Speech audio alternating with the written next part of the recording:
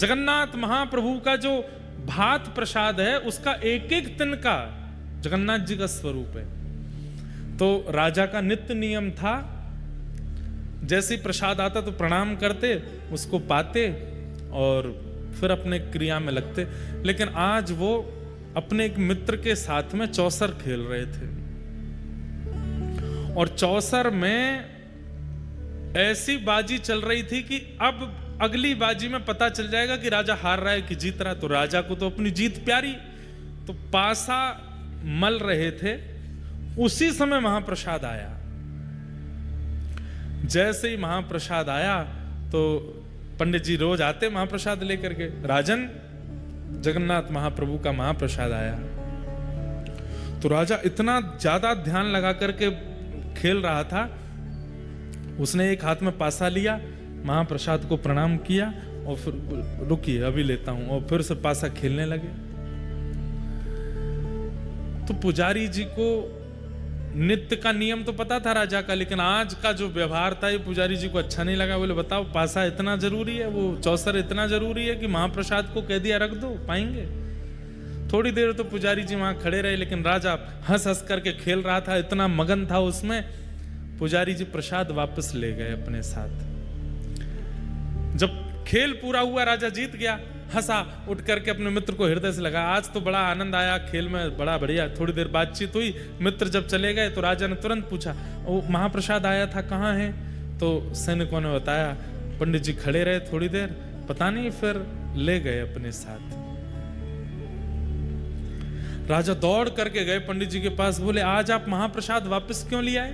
तो पंडित जी की आंखें लाल पड़ी थी। बोले कि राजन, ये महाप्रसाद कोई अन्न नहीं है, कोई दाल भात नहीं है, कोई सामग्री नहीं है, साक्षात जगन्नाथ जी हैं। और जगन्नाथ जी किसी के द्वार पर आते हैं और जिसके द्वार पर गए हैं वो दूसरे कार्य में व्यस्त है। जगन्नाथ जी किसी के यहाँ ऐसे खड़े होकर के प्रतीक्षा नहीं करेंगे, इसलिए मैं उनको वापस ले आया। तुमने अपराध किया। तो राजा को इतना आत्मग्लानि हुई, अपराध बोध हुआ कि मैंने ऐसा क्यों किया।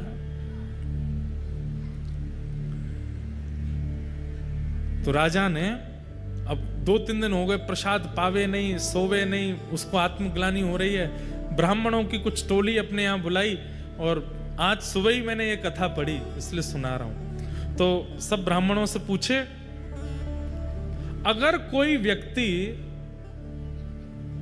द्वार पर खड़े ठाकुर जी का अपमान कर दे, अपना नाम नहीं लिया, ये राजा का विवेक देखो, अपना नाम बोलूंगा तो ये लोग अच्छा बात बताएंगे। जैसे कोई व्यक्ति कह दे मेरे से भैया ये अपराध हो गया, तो सामने वाला ये तो कहेगा कोई बात नहीं भैया, सब हो जाता है, ठीक है, सब गंगा जी स्नान कर लो, हो गया सब ठीक है, ये प्रायश्चित करा लो, संतों को भोजन करा दो, ब्राह्मण भोजन करा दो।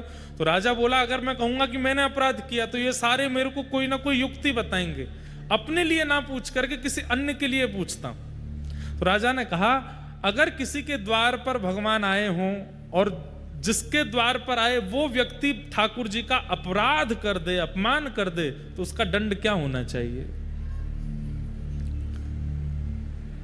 हमें उसको क्या दंड देना चाहिए, ये बता दीजिए। तो पंडित जी बोले, अगर कोई भगवान का अपराध करता है तो राजा को उसका त्याग कर देना चाहिए, चाहे वो प्रजा में से हो, चाहे परिवार में से हो, कोई भी हो। ठाकुर जी का अपराध करने वाले को राजा को एक ही दंड देना चाहिए, क्या? उसका त्याग करो। राजा बोले ठीक है, अब आप जा सकते हैं। अब राजा मन में क्या विचार कर रहे हैं, मैंने इस हाथ से अपराध किया, अब मैं इस हाथ का त्याग करूंगा, इसको कटवाऊंगा मैं। कैसे कटवाऊं? स्वयं तो काट नहीं पाऊंगा, अपने हाथ को कैसे काटूंगा? किसी और से कहूंगा तो कोई काटेगा नहीं। तो राजा ने क्या युक्ति बनाई, मतलब देखिए कैसी भगवत परायणता है राजा के चित्त में। 2-3 दिन से जानबूझ करके अपना चेहरा ऐसे बनाया कि बहुत चिंता में है। मंत्री जी ने 3 दिन बाद बड़े संकोच में पूछा, राजन आप बहुत चिंतित दिखते हैं, क्या बात है? तो राजा ने कहा, मंत्री जी मैं तुम्हें बता रहा हूं, तुम किसी को मत बताना। बोले हाँ बताओ। रात में एक प्रेत मेरे कक्ष में आता है और उसका रूप स्वरूप नहीं दिखता, तो वो हल्ला करता है और खिड़की में से केवल अपना हाथ मुझे दिखाता है और उसको देख करके मैं बहुत चिंतित होता हूं, भयभीत होता हूं, सामने आता नहीं है। उसकी मुझे बड़ी चिंता हो रही है, वो क्या करना चाह रहा है मैं समझ नहीं पा रहा। मंत्री बोले आप इतनी सी बात, आप चिंता मत करिए। बोले तो हमारी कुल देवी हैं, उनका खड़ग मैं लेकर के आऊंगा, उस खड़ग की नित्य पूजा होती है और उस खड़ग को लेकर के मैं आपके कक्ष में सो जाऊंगा। आज रात में जैसे ही वो प्रेत अपना हाथ दिखाएगा मैं उसका हाथ काट दूंगा। राजा बोले हाँ ठीक है, तुम ये काम कर देना। मंत्री जी नीचे सो गए। राजा चुपचाप उठ करके गए, बाहर जाकर के खिड़की में से हल्ला करके जैसे ही अपना हाथ अंदर किया, मंत्री जी ने खड़ग उठा करके हाथ काट दिया।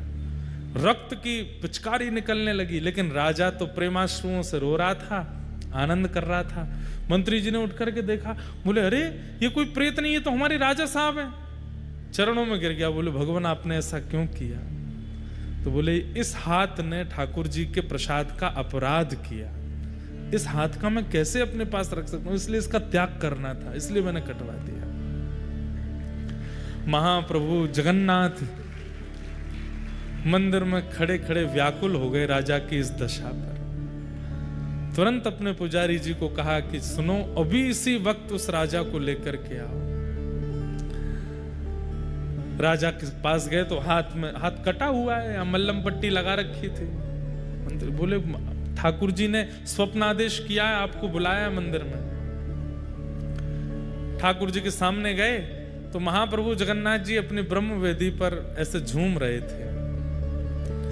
राजा बोले नाथ, आज मुझे लगता है कि मेरी सेवा पूर्ण हो गई। बोले क्यों?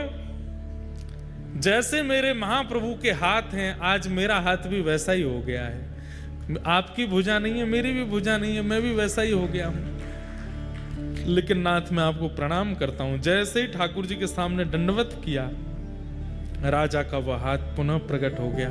ठाकुर जी बोले मैं तुमसे बहुत प्रसन्न हूं, तुम्हारी इस भगवत परायणता पर मैं इतना प्रसन्न हूं